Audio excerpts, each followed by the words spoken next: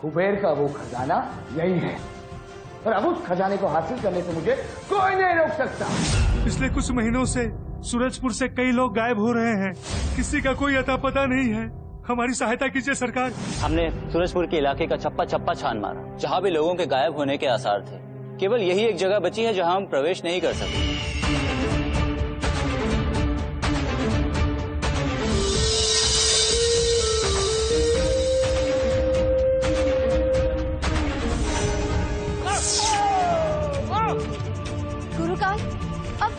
अभी आदित्य राजा को जाके सब कुछ बता देगा। जहाँ आदित्य की सोच खत्म होती है वहाँ गुरुकाल की सोच शुरू होती है। आज अमावस्या की रात में होगा आक्रमण, विनाश लाएगा ये गुरुकाल।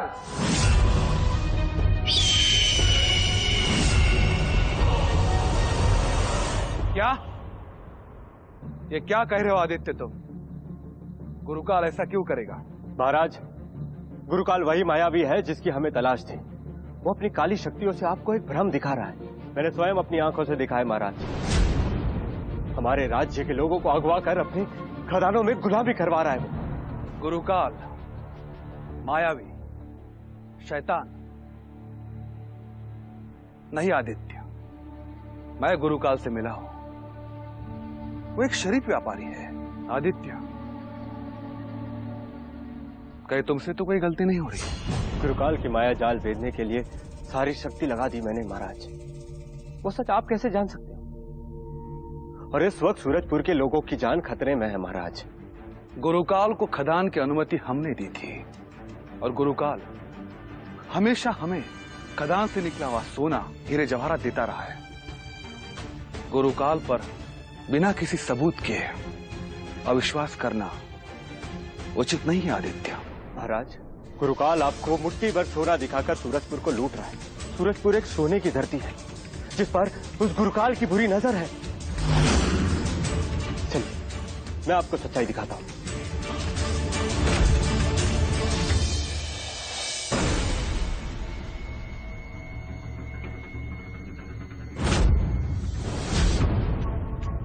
ओम आदित्याय विद्महे।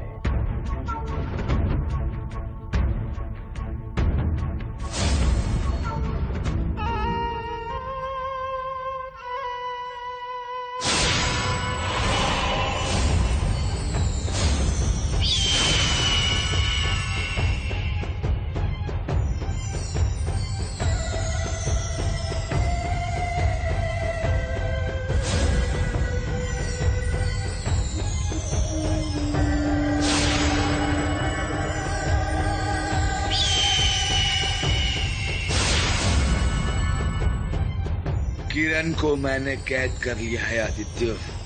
अब तुम हरिसेन को कुछ भी नहीं दिखा पाओगे। अब शुरू होगा गुरुकाल का असली खेल। अब होगी गुरुकाल और अंधकार की जीत। तुम वहां रोशनी का इंतजार करते रहोगे और वो यहां मेरे पास कैद।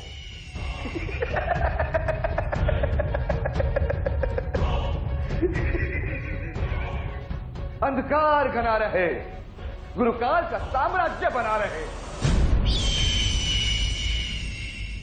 ये कैसे संभव है? आदित्य, यहां तो सब कुछ सामान्य है। क्या ये दिखाने लाए थे तुम हमें यहां? आदित्य, तुमने हमें निराश किया है, वापस चलो। नहीं महाराज, या जरूर कुछ न कुछ घटित हुआ है जिस कारण मेरी सूर्य किरण आई नहीं।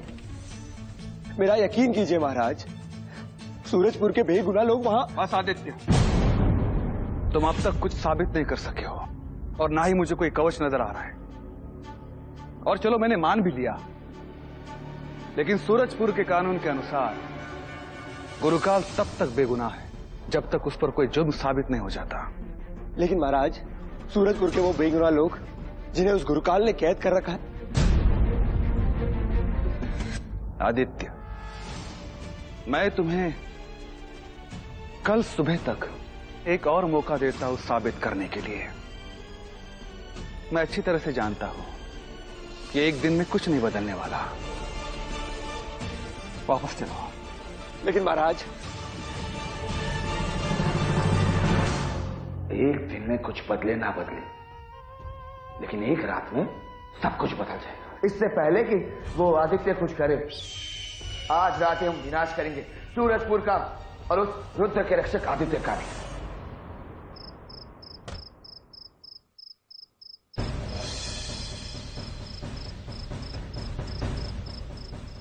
आदित्य, अभी आज युद्ध पर जाना जरूरी क्यों है?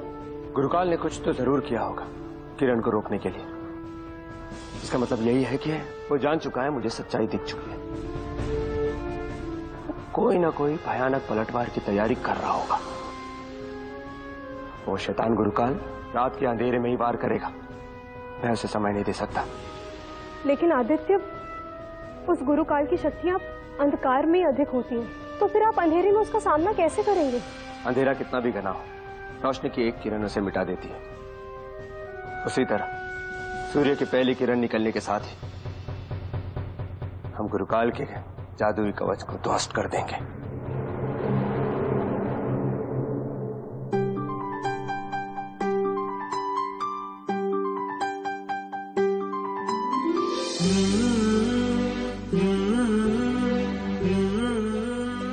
तुम अभी का ख्याल रखना।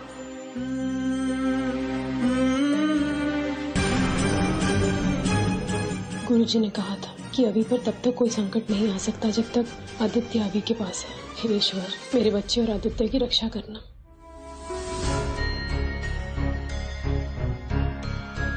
हुकुम।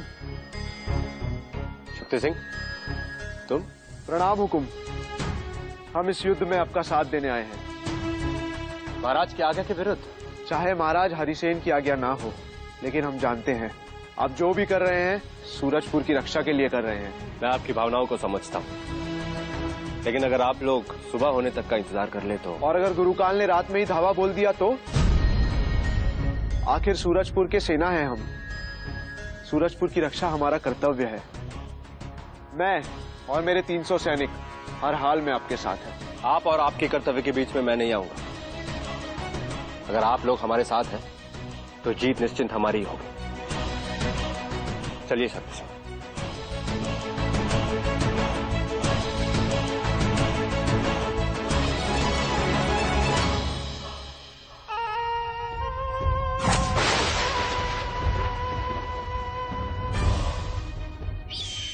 अंधकार घना रहे, गुरुकाल का साम्राज्य बना रहे। सदियों से तेरे और मेरे वंश की ही लड़ाई है गुरुकाल।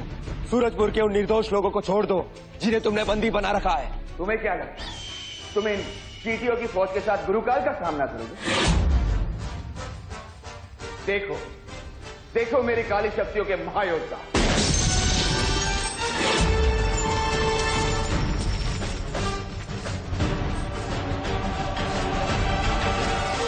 तो तुम क्या अपने सेना के लोगों के पीछे छुपकर युद्ध करना चाहते हो गुरुकाल? मुझे सेना की आवश्यकता नहीं है। मैं अकेला ही काफी हूं तुम्हारे लिए। और अगर हिम्मत है तो अकेला सामना करो मेरा। हुकुम, अकेले मत जाइए। मैं नहीं चाहता गुरुकाल की विशाल सेना हमारी सेना पर आनी पहुंचाए। मैं अच्छी तरह से जानता हूं मैं क्या कर रहा हूं शेर सिंह। अकेले ही मेरा सामना करना चाहते हो मूर्ख। शायद तुम भूल गए अंधेरे में मैं और भी बलशाली होता हूं और तुम उतने ही कमजोर। तो ठीक है, हो जाए मुकाबला। बातों से जीतोगे गुरुकाल। आओ युद्ध करो, लेकिन युद्ध के नियम का सम्मान करना होगा। मुकाबला हम दोनों के बीच में है और कोई बीच में नहीं आएगा। तुम्हारी अंतिम इच्छा का सम्मान करता है गुरुकाल। कोई भी बीच में नहीं आएगा। अब मरने के लिए तैयार हो जाओ रुद्र के रक्षक। नियम ये कहते हैं कि मेरे और आदित्य के बीच में कोई नहीं आएगा, लेकिन इसका मतलब ये नहीं कि कोई और जाकर उसके परिवार का नामो निशान नहीं मिटा सकता।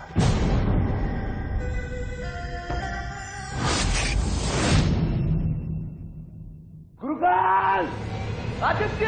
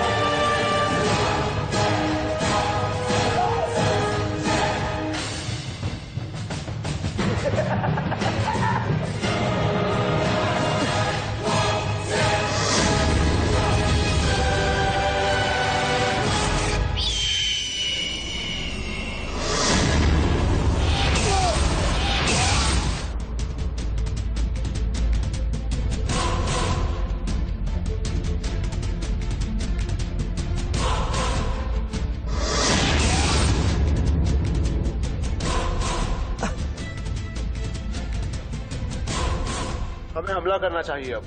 नहीं, ये युद्ध के नियमों के विरुद्ध है।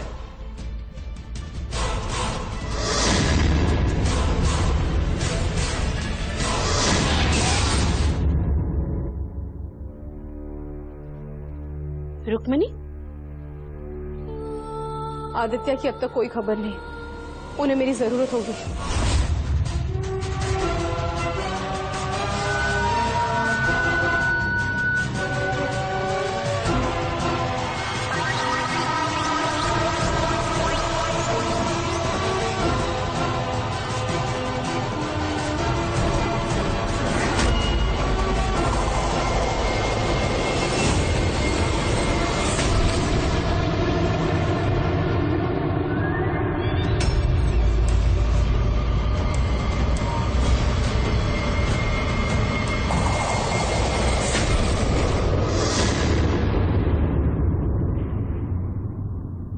मुझे कुछ करना पड़ेगा। मैं आदित्य के सबसे भयानक सपने को ही सच कर देती हूँ। ऐसा भ्रम पैदा करूंगी कि वो उसी में ही उलझ जाएगा और मैं उसके पूरे परिवार का नामो निशान मिटा दूंगी।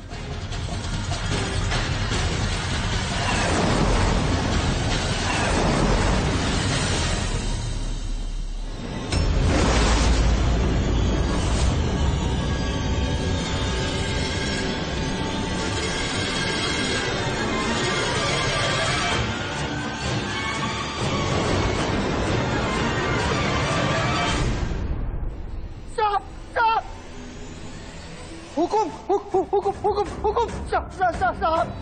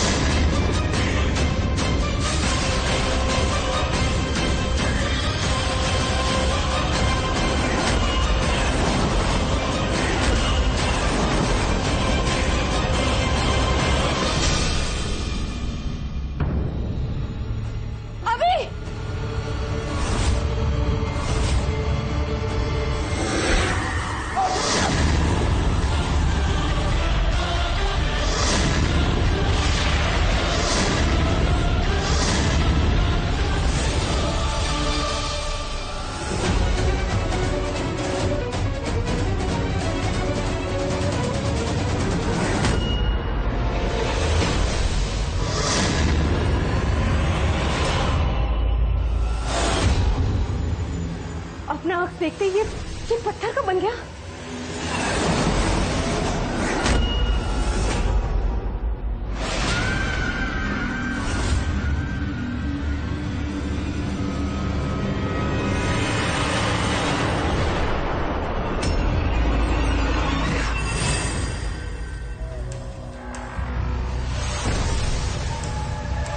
आदित्य,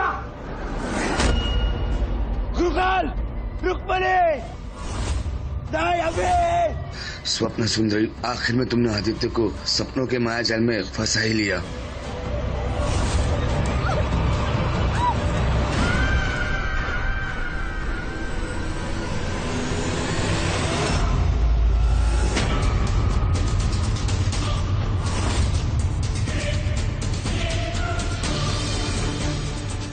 तेरी कमजोरी मुझे पता चल गई है और अब तेरा अंत निश्चित है।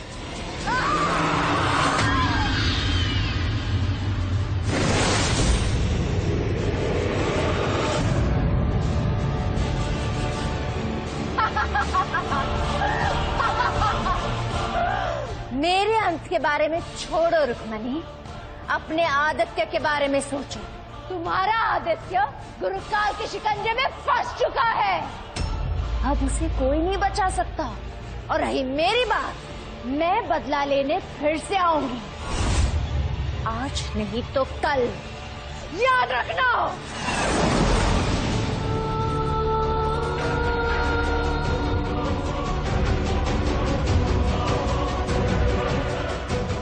आदित्य,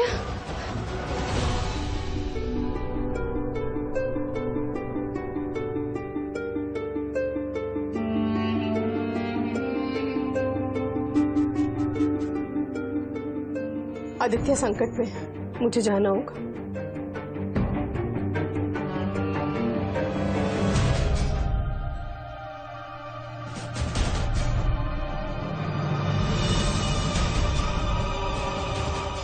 जब तक ये दिया जलता रहेगा समझ लीजिएगा कि मैं और आदित्य जीवित हैं।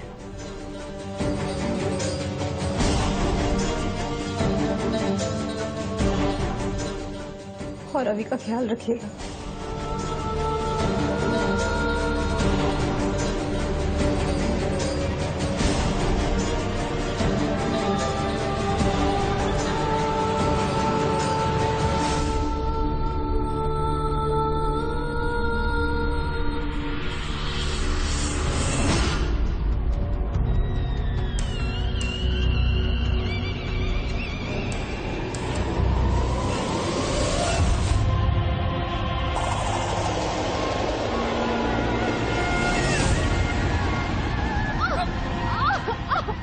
गुरुकाल, रुक पहले।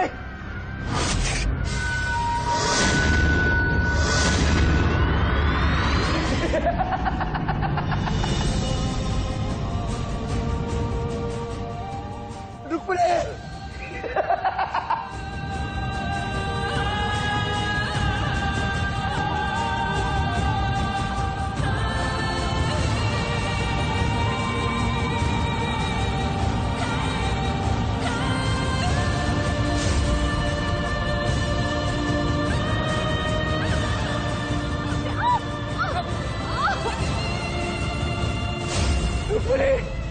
गुरुकाल नहीं, गुरुकाल। आदित्य,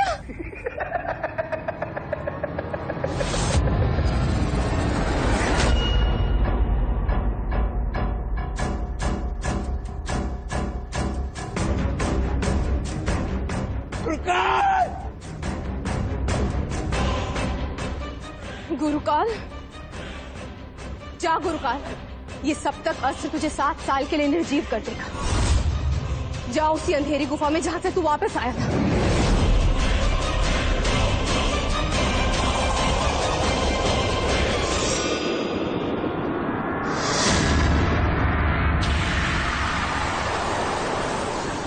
आदित्य, आदित्य,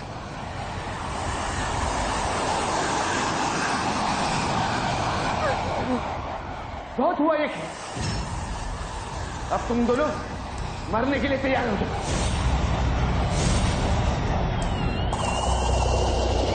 आदित्य,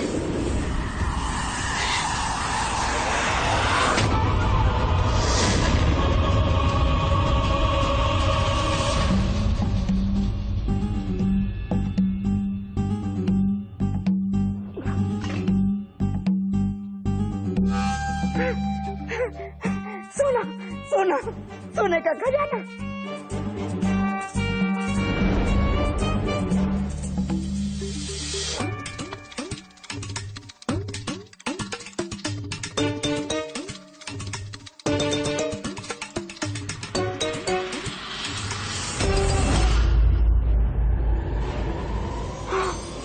दादी को यकीन तो था कि आदित्य और रुक्मिणी जीवित है, लेकिन कहां और किस अवस्था में थे इसका उन्हें कोई अंदेशा नहीं था। शक्तिहीन हो चुके गुरुकाल ने अपनी बेहोशी में जाने से पहले एक आखिरी चाल चली। बौने शकूर को कुबेर के खजाने का लालच देकर उससे राजा हरिसेन के सामने एक झूठ कहलवाया। कोई नहीं था वहां जो इस झूठ का विरोध कर सके और आदित्य की बेगुनाही और सूरजपुर से आदित्य की वफादारी की गवाही दे सके। शकूर ने राजा हरिसेन को एक सोने और जवाहरात से भरी पोटली दी और रोते हुए कहा कि बस यही खानदान का बचा हुआ आखिरी धन है और इस पे सूरजपुर का ही हक बनता है। बाकी धन दौलत और गुरुकाल को अगवा करके आदित्य और रुक्मिणी कहीं फरार हो गए हैं। राजा हरिसेन ने आखिरकार शकूर की बात मान ली और आदित्य को गद्दार घोषित कर दिया और सूरजपुर में हमेशा के लिए किसी भी तरह के जादू के इस्तेमाल पर पाबंदी लगा दी। गुरुकाल के काले जादू की ताकत की वजह से आदित्य और रुक्मिणी अनंत काल तक नर्क की आग में फंस गए। और आज 7 साल के बाद जहां आदित्य के मासूम बेटे अवि का जन्मदिन था, वही गुरुकाल अपनी कैद से मुक्त होकर अंधेरे सायों से वापस आने वाला था। और अब इस बंद दरवाजे का राज बहुत जल्द खुलने वाला था।